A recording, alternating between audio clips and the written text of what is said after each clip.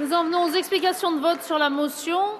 Premier orateur inscrit, Monsieur Marc Dolay, pour le groupe GDR. Vous avez 5 minutes, Monsieur le député. Chut. Merci d'écouter l'orateur, s'il vous plaît.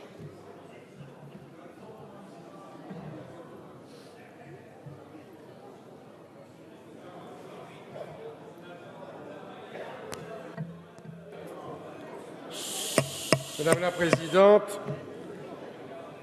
Monsieur le Ministre, Monsieur le Président de la Commission des lois, Monsieur le rapporteur, mes chers collègues, à vrai dire, je ne m'attendais pas à ce que ce débat important pour l'avenir de la République s'engage dans notre Assemblée avec un ton aussi léger.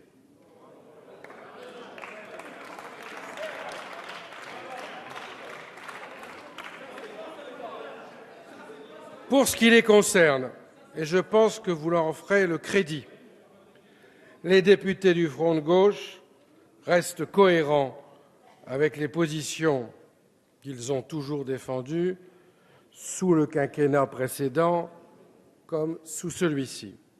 C'est la raison pour laquelle ils soutiennent cette motion référendaire adoptée par le Sénat qui, en vertu de l'article 11 de la Constitution, propose au Président de la République de soumettre au référendum le projet de loi relatif à la délimitation des régions aux élections régionales et départementales et modifiant le calendrier électoral. C'est pour nous un impératif démocratique incontournable. En effet, sous couvert de clarification, de simplification et d'économies à réaliser, la réforme territoriale dont ce projet est le premier volet s'attaque en réalité au fondement même de l'organisation républicaine du pays, héritée de la Révolution française et de notre histoire démocratique. Après la loi sur l'affirmation des métropoles, qui a créé 13 monstres juridiques et technocratiques, le gouvernement veut maintenant accélérer le séisme territorial avec la création de grandes régions et de grandes intercommunalités, avec la mort programmée des départements et l'asphyxie progressive des communes dépourvues de moyens financiers. Le gouvernement bouleverse ainsi l'édifice républicain, non pour le rendre plus démocratique, mais pour l'inscrire dans la vision économique libérale et une mise en concurrence conforme aux dogmes qui guident l'Union européenne. Alors que la question essentielle est celle de l'aménagement du territoire, les disparités vont encore s'accroître au prix d'une compétition toujours plus féroce entre territoires et d'une déstabilisation des services de proximité.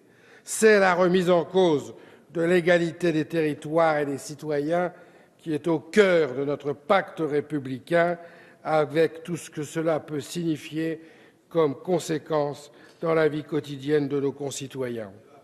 La réforme annoncée va ainsi toucher l'ensemble des secteurs de la vie du pays, car ce premier projet de loi de regroupement des régions induit de lourdes modifications sur le plan des compétences économiques, sociales et culturelles, et ce, dans le cadre de l'austérité budgétaire annoncée, 11 milliards de baisse de dotation, soit, selon l'estimation de l'Association des maires de France, 28,5 milliards d'euros de pertes cumulées entre 2014 et 2017 pour les collectivités.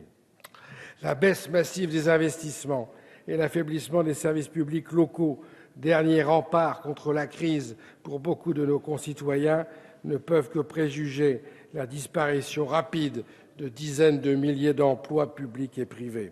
En outre, la réduction du nombre d'élus régionaux et locaux pour des territoires plus grands ne peut qu'entraîner un éloignement des élus des citoyens, un éloignement des préoccupations et des projets décidés démocratiquement, un éloignement des lieux de décision. Chacun l'a bien compris, les enjeux dépassent largement la refonte de la carte régionale. La question n'est pas technique, elle est éminemment politique. Qu'il soit donc permis de s'interroger sur la véritable portée de ce qui est proposé, qu'il soit permis aussi de prendre le temps d'une réflexion aussi approfondie que concertée qui mérite un grand débat public national.